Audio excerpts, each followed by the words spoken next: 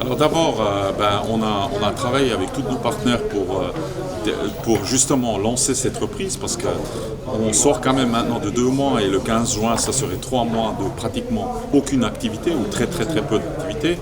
Et il était important pour nous qu'on reprend. Et je dois dire aussi, en entendant maintenant les décisions des pays autour et aussi du Conseil fédéral, on se semble quand même confirmer que la date du 15 juin était la bonne date. Maintenant, il est évident que pour cette reprise puisse aussi se faire, il faut qu'on puisse convaincre et montrer à nos passagers, mais aussi à nos employés, qu'on a pris toutes les mesures qu'il faut pour les protéger envers une transmission du virus.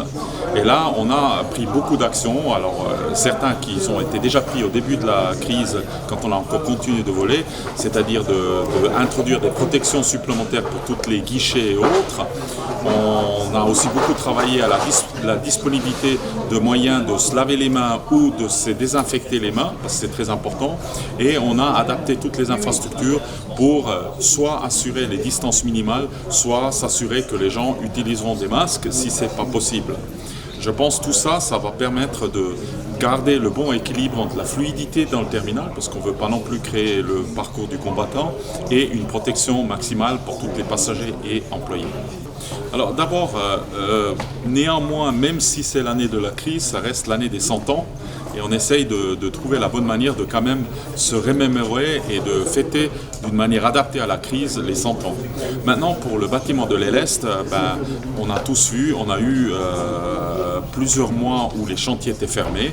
Et c'est évident aussi avec les règles de protection sanitaire, on va devoir envisager que l'Est va ouvrir plus tard. Et on estime que ça va se faire quelque part le premier trimestre ou le deuxième trimestre de l'année prochaine. Après, la bonne nouvelle, c'est quand même, nous étions en échange très avancé avec toutes les compagnies des vols intercontinentaux, parce que c'est pour ceux-là qu'on fait cet Est, c'est le terminal pour les vols intercontinentaux. Et on peut déjà aujourd'hui dire qu'à ce moment, toutes les compagnies intercontinentales qui étaient sur la plateforme envisagent d'y revenir au plus tard pour la fin de l'année ou la deuxième moitié de cette année. Alors le besoin de mettre en œuvre cette infrastructure reste aussi important qu'avant la crise. Quel est votre regard sur les nouvelles directives du Conseil fédéral? Pour vous, la compagnie suisse va reprendre le 15. Qu'est-ce que vous allez mettre en fonction et comment cela va se passer? Alors, on va commencer à reprendre des opérations à partir du 15 juin au départ de Genève. On va desservir 14 destinations avec 44 vols hebdomadaires. Et pour répondre aux directives du Conseil fédéral et de l'Office fédéral de la santé publique en termes de protection et de mesures hygiéniques, on va demander à tous nos passagers de porter un masque à bord. On va minimiser les interactions entre les passagers et le personnel de cabine en réduisant le niveau de service à bord. Les avions vont être désinfectés régulièrement, plusieurs fois par jour, avec des produits qui ont jusqu'à 24 heures de rémanescence et de protection, avec un focus sur les surfaces que les gens touchent. Et puis, on va naturellement, en collaboration avec l'aéroport et les différentes destinations, s'appliquer aux mesures de distanciation sociale avant l'embarquement. Donc, le 24 mars, tout s'est arrêté. Dans la première des réactions que nous avons dû prendre, c'est évidemment de réduire nos coûts.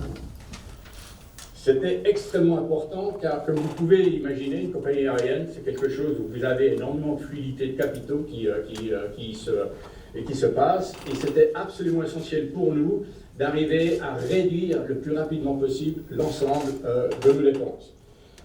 Nous avons des emplois en Suisse, mais nous avons des emplois dans l'ensemble de l'Europe.